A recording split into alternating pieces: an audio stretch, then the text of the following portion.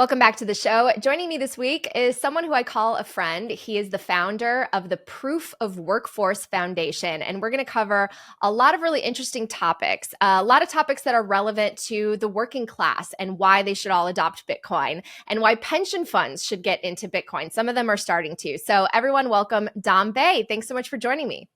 Natalie, thanks for having me on and proud to be called a friend. And also I call myself a fan of Oh, your show and all thank your you. work. So really happy to be on. Well, I'm honored to hear that. So let's talk about your backstory. I'm really excited because you are a veteran firefighter, and as someone who's a veteran journalist, I have worked with a lot of firefighters over the years. I can't even tell you how many fires I've covered on a small and large scale, and I always loved firefighters. They're some of my favorite sources and people to just be on the scene of a story with. They're so nice, like salt of the earth people, hard workers. And so I'm really excited about the fact that you're really trying to orange pill that industry among many others. So can you talk to me about your background? Yeah. So I've been a firefighter since 2009. Ironically, right around the time Bitcoin started cooking up. Didn't see it at that time, but have been a firefighter for 15 years. And I got into the union stuff really early. I served as like the political director of our union in 2011, did 10 years there, and was the president of our union. Actually found Bitcoin in 2017, working like at a conference. And so I Wow. was working this conference on the fire side just as like a fire safety officer, which sometimes happens when they use spaces that like aren't normally for, you know, conferences, and was really just taken aback by the commitment and the conviction of the people I talked to there about, was talking about Bitcoin. And so I left that being like, okay, I have to look into this like for sure. So, got into Bitcoin there, but mostly passively and just as kind of like, I was learning about it, but as more of just holding Bitcoin.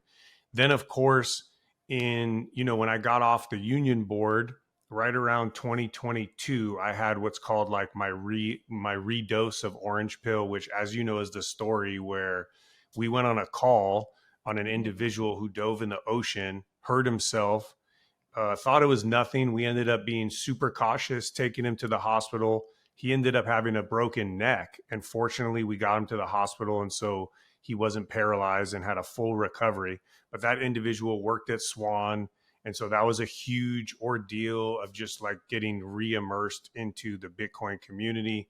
And it happened at a time where I was figuring out like, where does Bitcoin and unions come together? And so started exploring stuff and working in that area, and like many of us, just figuring out like, how can I work in Bitcoin and bring Bitcoin to the people I care most about.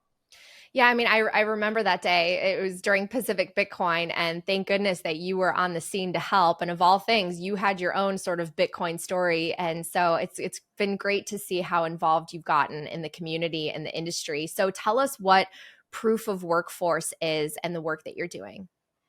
Yeah, so coming like proof of workforce was born out of, I went to El Salvador like many of us, to kind of learn what was going on there.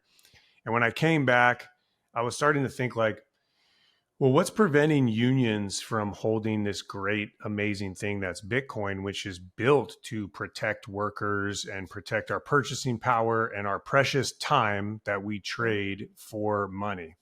And, all of the things that we know of were preventing it. Like the negative media coverage over the last 10 to 15 years has been a factor. People being unsure of it, worried about, the fear, the emotional side. And so, we always talk about get off zero. And so I developed an initiative based on my experience in unions that I thought would be perfect for a union. And it was a very simple get off zero approach of a very small dollar amount just to hold Bitcoin in self custody. Well, I looked and no union had ever done this. And so I started at my home group, the Santa Monica Firefighters, and said, look, I think this is what I'm going to be doing for a long time, is working with workers and unions. Here's an initiative. You guys can check it out. And if you want to do it here, that's fine. But by all means, if not, I think this would be picked up by other places. And so we ended up doing it. Santa Monica Firefighters became the first union in the country to hold Bitcoin in self custody. That's And awesome. from that founded Proof of Workforce because, it was clear to see that other groups were going to want to do this. And since then, multiple unions have got on board, and then working with pension funds and all kinds of workforce organizations. That's what kind of inspired me to found Proof of Workforce. I'm going to send this interview to all of my old contacts and sources at the Riverside County Fire Department, the Sacramento, the LA. I mean, there are so many, and firefighters, especially. Like, I want you to share, why is it? Because it's like a microcosm, like true blue, working class. Like, why should they adopt Bitcoin? Yeah. So there's all the reasons that we know so well why Bitcoin benefits the wage earner, the worker, right? The protection of purchasing power, the fact that it can't be manipulated. We saw when pensions got slaughtered in the financial crisis, in '08, '07, '08. And workers are always an easy target to take from because you take a little bit from a lot of people, right? And that's how you balance the blunders of the fiat ledger. And so Bitcoin protects against that. But there's even something I think that's a little more built into firefighters that's pertinent here. So you covered a ton of stories where chaos struck, and um, a lot of it has to do around uncontrollable circumstances. And so firefighters by nature, we enter chaotic, uncontrollable environments. You think about a fire, it can't be controlled. We can study it, but a fire is going to do what a fire is going to do. So what do we do as firefighters? We have tools, we train, we try to control everything within our control to make us as safe as possible so that when we go into that environment, we can be safe. Bitcoin, perfect parallel, right? In this chaotic world that we live in, and with everything going on and all the fiat systems, flaws, we're kind of vulnerable as workers just in this chaotic world, and we're primed to just be taken advantage of. Well, Bitcoin is very similar to like the firefighters' protective gear, our training. It allows us with some commitment of time to have like a safe shelter in this chaotic world. So I think it's a perfect fit for firefighters to learn about this tool, to discover it, to hold it, to help build the ecosystem because it's very similar to what we do for work. Coin Stories is brought to you by Bitdeer, where the power of Bitcoin mining is at your fingertips. As a publicly traded leader, Bitdeer's global reach and scale means they're everywhere you need them to be, ensuring you're part of the thriving Bitcoin economy. Bitdeer's not just mining, they are industry pioneers, and Bitdeer stands alone as the only vertically integrated, technology focused Bitcoin mining company. What does that mean? Well, they're not just deploying, but developing the latest tech to make Bitcoin mining more efficient and effective. And with the industry's most experienced leadership team, innovation is in their DNA. And it shows. A quarter of their workforce is dedicated to research and development, pushing the boundaries of what's possible in Bitcoin mining. Now they're leveraging years of expertise in data center and cloud management into high performance computing through a recently announced partnership with NVIDIA. Join Bitdeer in reshaping the world of Bitcoin mining. Learn more at bitdeer.com and explore how they are pioneering the future today. So firefighters, just like teachers and police officers, state workers, and many other people, they rely on pensions. Can you talk a little bit about that and how important it is for pension funds, small and large, to start to look at Bitcoin and take it more seriously? Yeah. So in the short term, as workers, we trade our the most precious resource we have, which is our time on this earth. And we trade that for money so that we can live, right? Buy groceries, go on some trips, have a place to live, etc. In the long term, we trade an entire career of our youth. If you think about the working age, from 20s to your mid 50s, yeah, you get to do other stuff, but you're a third to a half of your life is at work. So you're trading huge aspect of your life um, in the hopes that at 55, as you're kind of older, you're ailing a little bit, you got the injuries, that you're going to have a good retirement where you can enjoy the rest of your life. Pensions are that vehicle to provide that, or retirement funds, 401ks, etc. And so right when that goes wrong, it's a huge loss to the plan for the worker. Here's a crazy stat because I know you love history. 1900, 50% of Americans owned their own company or business in 1900. And this was Wow. even after the start of the Industrial Revolution. Fast forward to now, 7% of Americans own their own business, right?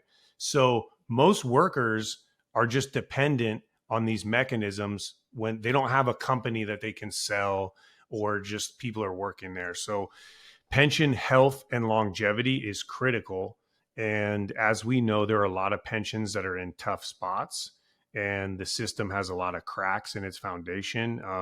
And so, you know, Bitcoin is something that can help pensions keep pace with these liabilities, which are growing and affected by things like longer retirement, like people are living longer in retirement. Um, Traditional like investment vehicles no longer deliver and keep on pace with inflation. And so they have to adapt, they have to evaluate the structure. And Bitcoin is something that I think we all know what's going to happen in the next 10 years. Bitcoin is going to grow incredibly. It's going to continue to be adopted, and it's going to be this great, protocol, network, and asset. I don't know if people watching this or listening to this saw the interview with the Wisconsin pension fund. It was with a Marquette University professor talking about why they decided to allocate to Bitcoin. But it was really interesting because if you listen to the full thing, they only allocated like 0.1%, right? But it was still a significant number. But they said that they were able to do that because it was a fiscally sound pension fund and they had the ability to sort of play around and allocate to this new asset class, whereas others are severely underfunded. Can you talk a little bit about the economics? Because I know you're doing a lot of outreach, you're talking to lots of different pension funds. First of all, why are some of them so severely underfunded, is that a barrier so they cannot adopt Bitcoin as easier as the ones that are more fiscally sound? Yeah. So super interesting point. Prior to the financial crisis in 07, 08, and when the housing crash and all that, your average US state and local pension was funded in and around the range of the low 90% range. And for those listeners at home, what we say by being funded at a percentage, it means that the pension has on hand 90 something percent of the money that will be needed for all of its obligations, which are the retirees. So that's a healthy Yeah. amount that they have, right? As you dip lower towards below 80%, you have less money, and there's a cost to not having all of that money on hand. There's a cost of carrying what is called the unfunded liability. After 07, 08, the average US state and local pension was funded in the high 60s, low 70s. So a huge drop, hugely impacted by that financial crisis. The interesting part is, after the longest stock market run in history, you would think that that gap would have been closed, but it was not. It has not been closed. And Why? today, well, you know, obviously, like any traumatic incident, right? You get very cautious, and Mm, after getting hit by such a massive blow, um, you know, uh, I think pensions were very cautious. A lot of them missed out on the private equity markets on this massive run. Some of them are just starting to get into private equity more now, which mhm. is concerning because do we, is the best years of private equity behind them or not? We don't know. Um, and then you have liabilities growing in those 10 or 15 years. You have a shift in the vehicles to keep pace with those liabilities. So, Mhm. if your average retirement person lives from, 75 and the average year is 80, that's a cost. So you need to have a better performing asset and portfolio that can keep up with those. So there's a lot of reasons why that gap hasn't been closed, but it hasn't been closed. And so I don't see how it will be closed. It's important for Wisconsin, and I'm so we had the one of the board of trustees on our show, the Nakamoto Gauntlet, which I did with Hoffa Mhm. and Joe Carlasari and Greg Foss, and we had them on 8 months, and so there's a lot of factors that went into them doing that, but like it's great to think maybe we could have offered a little bit of education prior to that. But it's really cool that Wisconsin did this because they are a healthy fund. 1/10 of a percent of their total portfolio is something they can afford to lose. Mm-hmm. It's We don't see Bitcoin as a risk. And so when people talk about, well, they're well funded, they can afford to take the risk, we just hear like, no, wait, they're not actually not taking a risk. This is such a solid performing asset. And the potential of Bitcoin is so enormous. It's actually the one thing they have that isn't a risk. And so I think people need to look at it more like that. Here's a well funded pension plan that's making the right moves and they're decreasing their risk, whereas the underfunded pensions carry actually more risk right now. And so, Yeah. yeah, it's a lot. I mean, I could go a lot into pensions. It's very complex, but But it's important. do you think that the ones that are underfunded and struggling a little bit, do you think that they will also start to allocate to Bitcoin? And how do we get there? I think when we talk about the risk they face, it's the career risk. So imagine me and you manage pensions, and we all know there was a 10-year media campaign blitz against Bitcoin, all Yeah. negative. Like Hmm. Bitcoin sneezes and they say it's over, right? And Bitcoin's dead 1,000 times over. Okay. We manage the pension funds. Let's just say, Natalie, you're an all-star. Your pension fund is like 100% funded. Dom, I've had a tough run at it, and my fund's 72%. Well, we both are going to adopt Bitcoin, and we know that the people who've been watching that media, they're going to react. They're going to go, Natalie, you're so reckless. How could you adopt Bitcoin? You're gambling with the workers' money. What are you doing? And you're saying, guys, I got this. This is Yeah. 100% funded. Like it'd be one thing if we have a problem, but we have this. Dom, they're going to go, you see why the pension's in so much trouble? These degenerates are risking with this asset that we don't understand. And Hmm. so that's where the roadblock is. But those underfunded pensions actually have the best chance of catching up their funding status by Exactly. They're adopting. the ones that need it the most. They need an aggressive Bitcoin strategy. And they also, for some of them that are so badly underfunded, like the state of Illinois, their top five pensions are like terribly funded. I want to say in like 50s, maybe 40s, 50% funded. Dallas, their pension fund's like 44% funded. It's like some of them are Wow. past the point of recovery. They need to rebuild a new structure that Yeah. takes the new financial horizon into account. How many pension funds across the country are there? Do you know? Gosh, Is it thousands. thousands? Yeah, yeah. So, There's so if all of them just allocated a tiny bit, I mean that would be huge for Bitcoin, right? Yeah, we're talking $7 trillion under management Oh wow. across, and that's just in the U.S. Hmm. If you look at all the pensions globally, that gets into the much higher. We're talking, Yeah. depending on what you factor in, like 20s to 40s trillions of dollars. Wow. So, um, yeah, that Wisconsin thing was huge because they're such a watched and respected fund, Mm. and and it's going to make people it for sure. Like this concept of I don't have to learn about Bitcoin is over. That's Yeah. over. Right. You don't have to invest in it, but if you don't have something on your books as a pension fund that showed you looked into it, like I don't know what to say.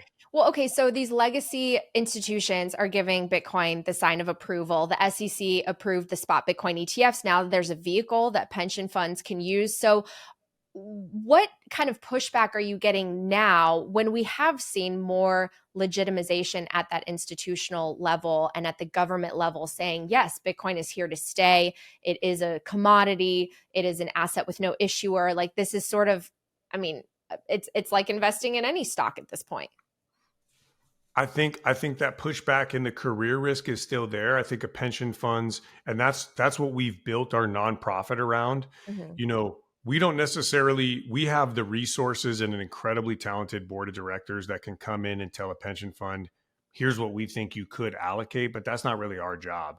We Yeah. focus on messaging, strategy. How are you going to pitch this to your investment team on the pension? How are you going to communicate to the firefighters that receive the pension that see this in the news and don't quite understand what's going on? How are you going to communicate it to the legislators that maybe have concerns? We help with that aspect, and I think that's where the pushback is. They're hesitant to go, we don't know how this is all going to fit in. Um, and so I think that's a lot of pushback. One other thing that we know, um, a lot of these other, we see it every cycle. Bitcoin, right? The best of the best is followed by all these other tokens and blockchain projects. And so you'll still hear amongst pension funds like, well, we're not sold on Bitcoin, but blockchain is really, Mhm. it's the Yeah. future. And I always say, hey, I have a question. Prior to the success of Bitcoin, were you ever talking about blockchain? I don't think so, because it was in an obscure paper that had to do with, timestamps, digital timestamps, etc. Blockchain was made famous and known by the most successful project in Bitcoin, right? The number one digital money, the best. Mhm.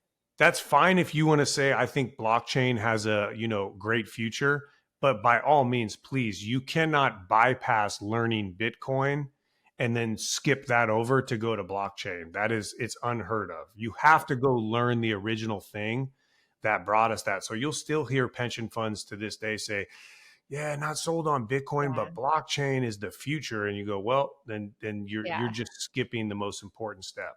Well, I think even we saw a list of the entities that invested in like FTX, and I think there were some pension funds that lost a ton of money, and that was so mind-boggling. It's like you would invest in this very risky venture, or kind of like just throwing money around to early tech startups as opposed to just putting Bitcoin on the balance sheet. I mean, that's kind of silly, but it does go to the point of when someone really needs money, or a company or an institution really needs money, they are sometimes willing to do something that is probably a little bit more risky. And we saw that with the early crypto companies and the implosions that came afterwards.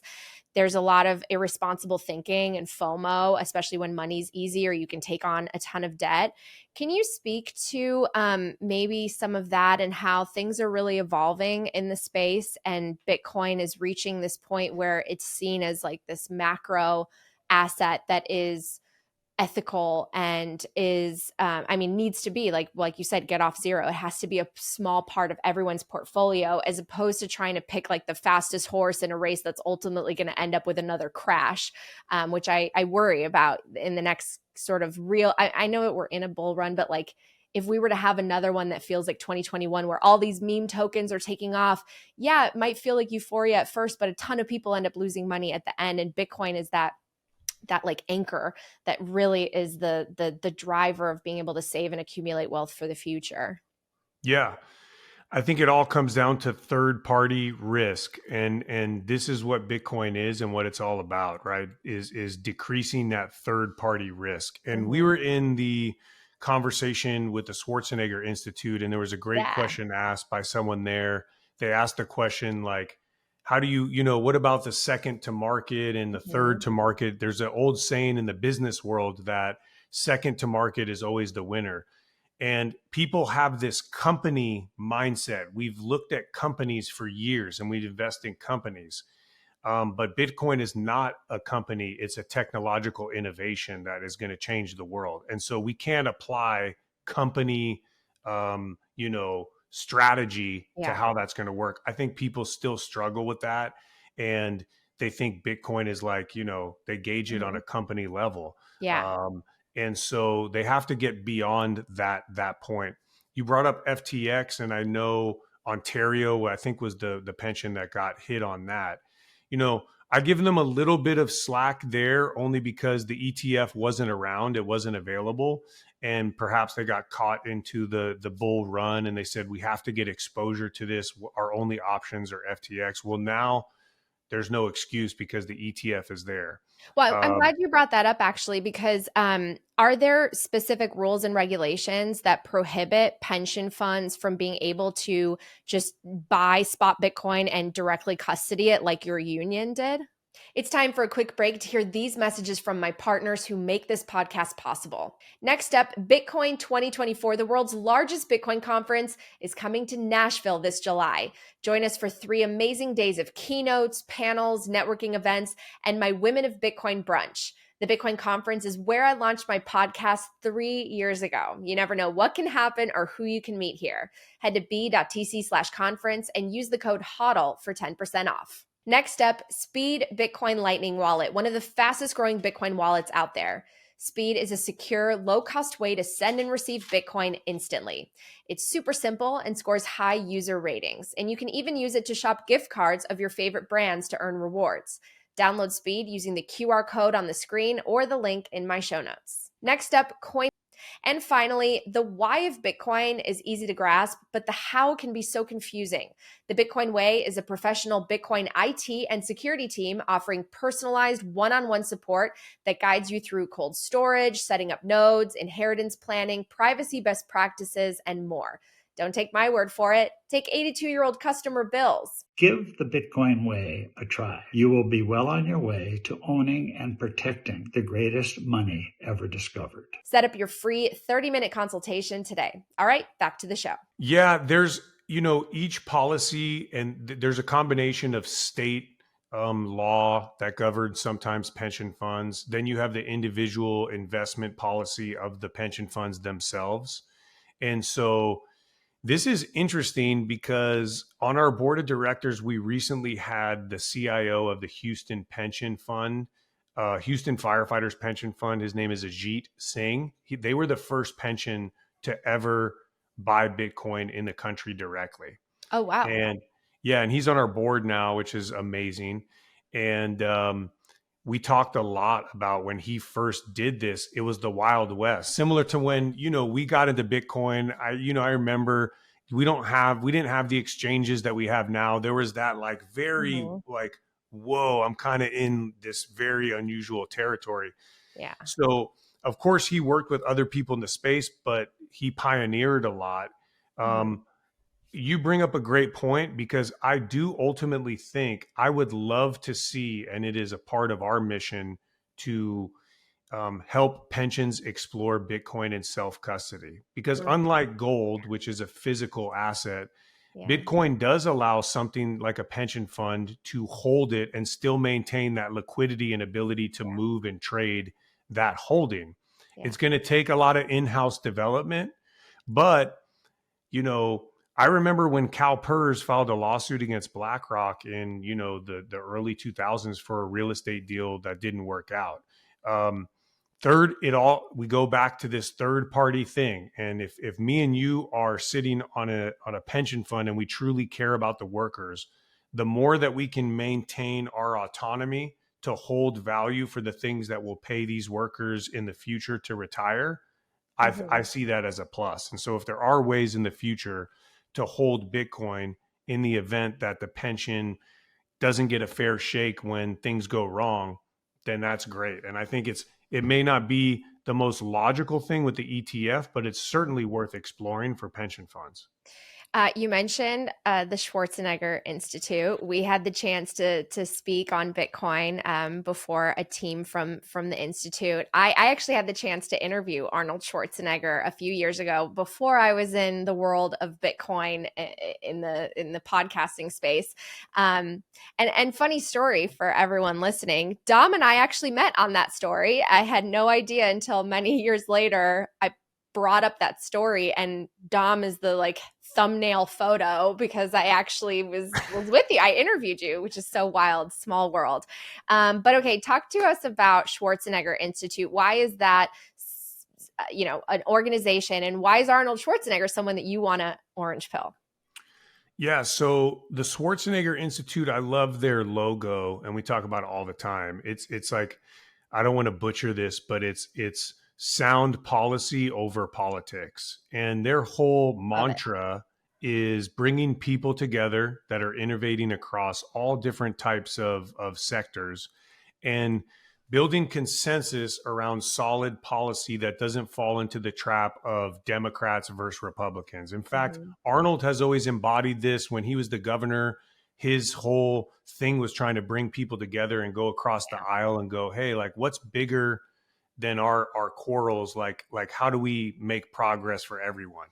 So naturally, Bitcoin fits in quite well because we know, even though things are heating up and Bitcoin's becoming a partisan issue, at the end of the day, its greatest potentials is serving, everyone. And so I'm excited to work with them. I was excited to have you on the call. We had a great team, Mhm. and I think it's a great vehicle.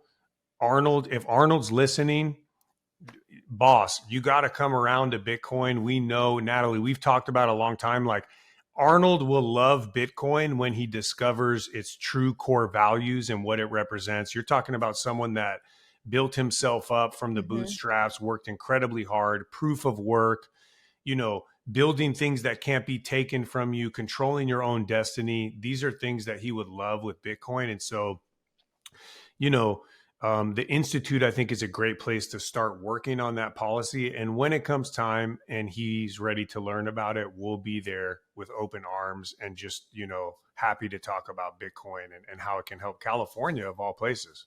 Oh, yes, we will definitely be there. California does need it. He's really the embodiment of the American dream. And I recall so many interviews that I really admired where he talked about his story and how, when he immigrated here, it was so much easier at that time to be able to afford the cost of living. I think he mentioned at some point talking about a postman, how they could afford a home in Venice. And today it takes multiple incomes, and the average working person can't do that. He was able and smart enough to acquire hard assets and create something that generates a passive income. And then on top of that, obviously his mega stardom in the Hollywood world. But I think he would totally be a Bitcoiner if he really understood it and how it really generates the ability for the average person to save and inspires just this freedom and hope. So I hope I get Arnold again, but in the context of Bitcoin for this second interview. So we'll work in progress. What else do you think people should know? I mean, a lot of people that I feel like watch the show, they don't have a huge finance background, engineering. I'm really trying to reach that mainstream audience.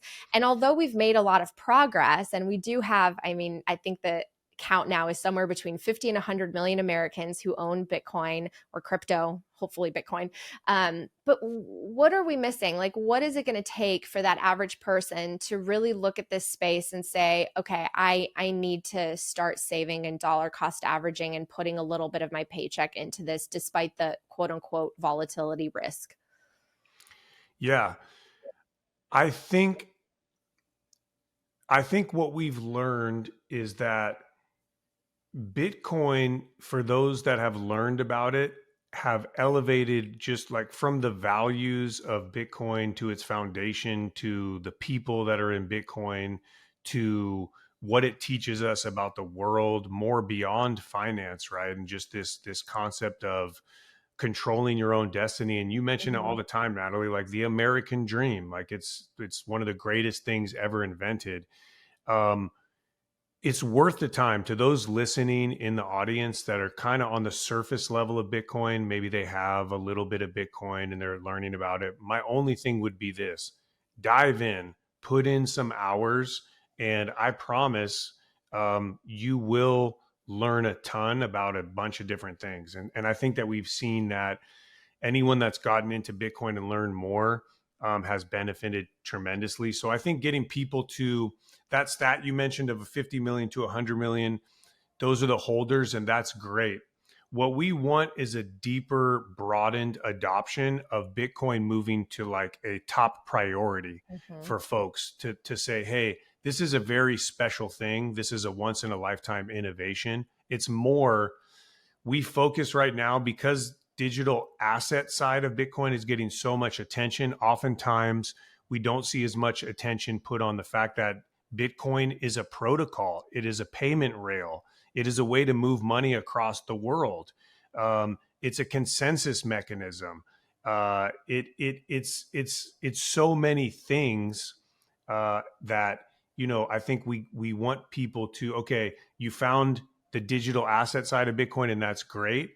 There's so much more it can offer. Like, take that time and it will pay dividends much beyond just the value that you maintain in holding Bitcoin. So that's why, again, it fits into our mission. We're trying to get workers to find Bitcoin. And I always tell Mhm. people listening on the show, I say, your immediate world depends on you to find Bitcoin. And the more you can learn about it, the better teacher you can become, and people will be relying on you to teach them about Bitcoin and help navigate this thing as it grows and develops.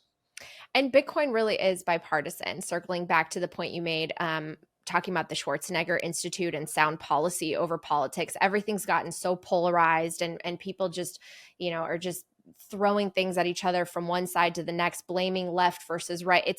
It's about something much deeper than that. And Bitcoin is the one thing, if people learned about it, they would see that we could all actually agree on this, and we don't have to be so divided and political and focus on these ideological things that don't matter as much as economic freedom and the ability to save for our future, right? 100%. You talk at a lot of conferences and you do it, better than anyone else. Connecting with that audience, I always start my latest talks by saying, show of hands who here trades time for money, and all the hands go up. Mm-hmm. And I go, great, we're in the right place. Yeah. Another thing I would tell people, along those lines is, there's an old quote from Jefferson, and he said, "The essence of independence is liberty, which is dependent upon the ownership of productive property." Mm-hmm. We talked about 1900, where people owned their own businesses, and before the Industrial Revolution, people were artisans. They owned means of production. They made leather goods, they made clothing, they raised livestock, but they owned the machinery of what they produced. Fast forward now, most workers, which is most Americans and most people in the world, the only thing they own is their own labor. Mm-hmm. We're also facing a huge evolutionary force, in automation, AI, Mm-hmm. and robotics. Mm-hmm. To those workers, I say, if the only thing you own is your labor, what happens when that labor becomes no longer needed? What do you own then? The answer is nothing. Mm-hmm. Zero.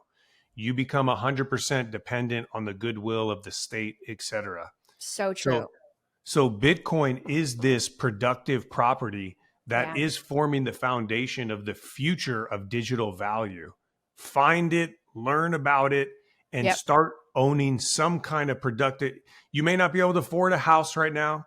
You may not be able to get inside information to learn about stocks. And even if you can figure stocks out, look what happens.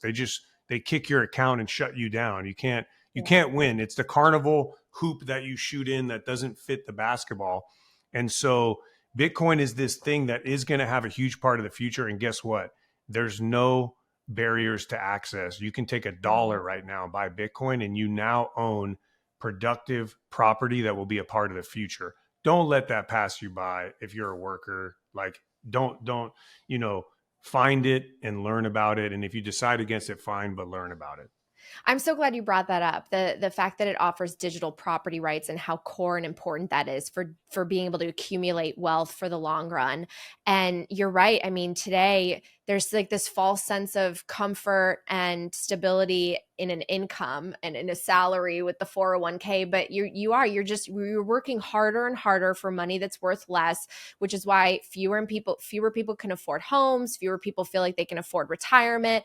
All the most important things are shooting up in price while wages remain stagnant in comparison, and people need to be empowered. I think that's the one thing that will fix a lot of the issues facing everybody's fighting over. It's like, let's fix the money. So you give me a lot of hope. Thank you for all the work that you're doing. If people want to get involved, support you, Orange Pill, their own pension funds, unions, workforces, how can they help? Just any way to spreading the word of what we do is the best way of us doing more work. Our website is proofofworkforce.com, and people can go on there. We're on Twitter, WorkforceBTC. And right now, our biggest challenge is trying to scale, because I know, like, we're getting calls from workers and unions all the time saying, hey, please, can you help me bring an initiative to my organization to get them on board? And right now I have the luxury of working with every group. We have, hopefully there should be some news coming of another union that's adopted Bitcoin here soon. So fingers crossed. But yeah. I know there will come a time where we can't do that. So we're building a lot of open source resources on our webpage. whether we do a survey or a vote or something's presented, we like to put everything there so that hopefully one day people don't need us. They can just pull stuff from the website and do that. So scaling is really huge. We have letters where people can write their pensions saying, please look into Bitcoin. It's automated. You can just pull it and send it to your pension fund. Yeah, send it to your 401k. Tons of resources. But yeah, just supporting, spreading the word, and helping us get in touch with people who support a broader adoption of meaningful, like education-based Bitcoin adoption. Love it. Well, thank you so much. I'm going to link all of those in the show notes. And Dom, it was great to have you on. Hope you come back soon. Absolutely. Thank you so much, Natalie. Thank you so much for checking out this episode of Coin Stories. If you're listening on the Fountain app, you can show your support and share your thoughts by sending a boost. Last month's top episode was with Michael Saylor at Michael E. Sparks, boosted 777 sats and said, "We're still early." Another popular episode was with Ed Dowd at Justin Affronti, boosted 500 sats and said, "Paul Ryan actively talking about US CBDCs, and some folks think it won't happen in our lifetime. Gradually, then suddenly." Great job, Natalie and Ed. Thanks so much, Justin. I love reading and replying to your boosts, so download Fountain on iOS or Android today and make sure you're subscribed to Coin Stories. This show is for entertainment and educational purposes only. Nothing should constitute as official investment advice, and you should always do your own research. My inbox is open if you want to share feedback or guest suggestions. Just reach out at Natalie@talkingbitcoin.com. I'll see you next time.